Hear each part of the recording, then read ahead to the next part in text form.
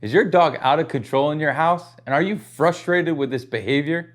I'm Justin with Total Dog, and in this video, I'll explain the benefits of the place command, how it can benefit your relationship with your dog with 4 easy tips.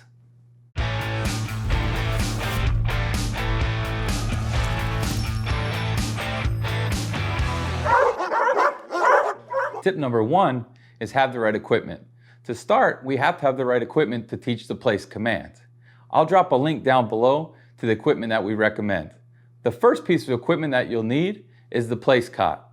Place cots come in different shapes and sizes. We recommend getting one that sits off the ground a few inches because the dog is going to have to get on and off this object. The second piece of equipment you'll need is a leash. In the beginning, we recommend using the 6-foot leash, but quickly you'll graduate to a 30-foot leash once you start adding distance to the command.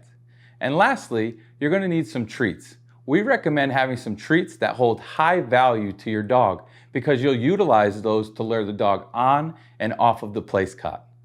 Tip number 2 is understand the meaning of place. Place simply means that the dog keeps all 4 paws on the place cot until they're either released or given another command.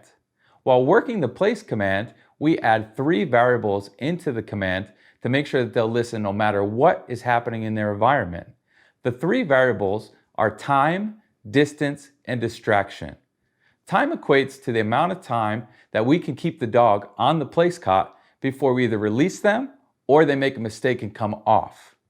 Distance is how far we can get from the dog while they're on the place cot.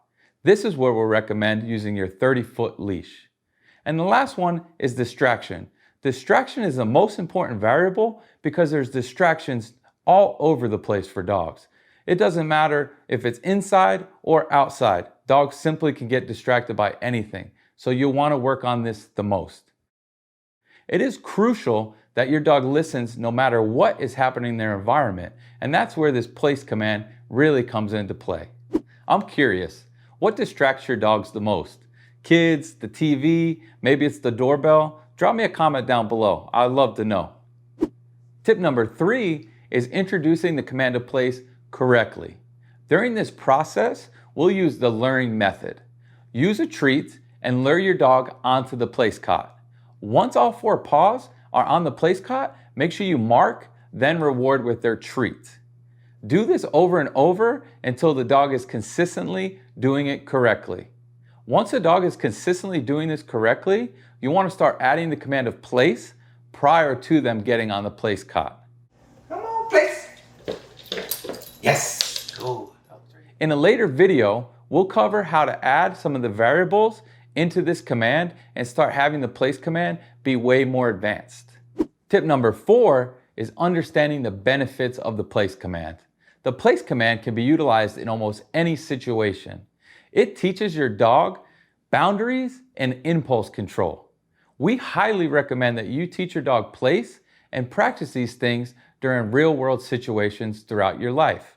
For instance, we recommend using place during TV time, dinner time, cooking, or even greeting your guests when they come in your house.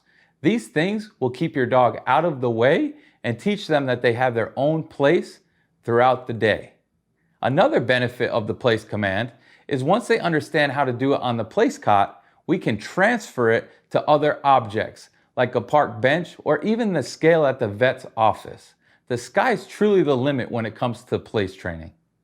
And to recap, my 4 easy tips for the place command are tip number 1, have the right equipment.